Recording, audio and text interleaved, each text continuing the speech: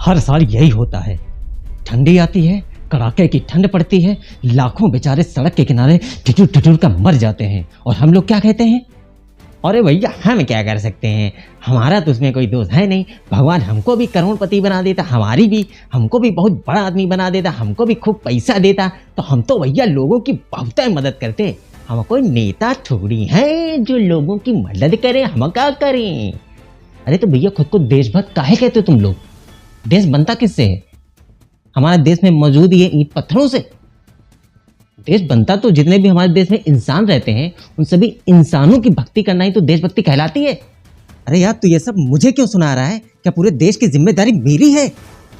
पूरा देश तो नहीं, लेकिन तुम्हारे आसपास जब भी कोई ठिठुरता हुआ दिखे और तुम्हारी आत्मा ना कांप जाए अंदर से, तो समझ लेना तुम असली देशभक्त हो नहीं।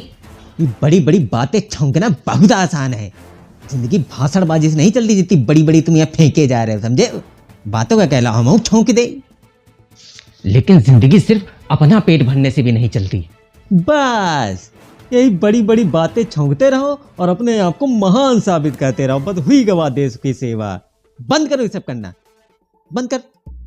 और बार बार मजबूरी का नाम देकर खुद को बेकसूर समझना बंद कर दे, बंद कर दे। क्या बात है, बहुत तगड़ी बहस कर रहे हो तुम लोग।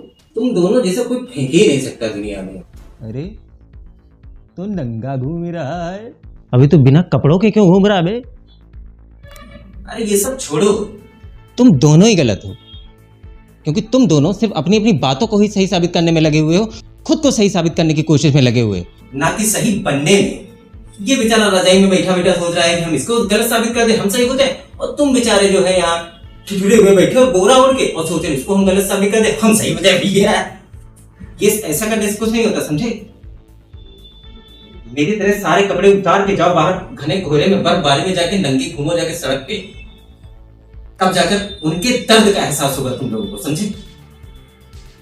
यहाँ रजाई में बैठ कर देख रहे हो, रजाई में बैठा हुआ तब भी कांप रहा है, और तुम बोरा टोपा लगाए हुए बोरा ओढ़े हो तब भी कांप रहे हो ठिठुर से। मुझे देखो, बिल्कुल नहीं कांप रहा, जबकि मैं तो बाहर से आया हूँ, तुम तो यहाँ हीटर वाले रूम में बैठे हुए हो।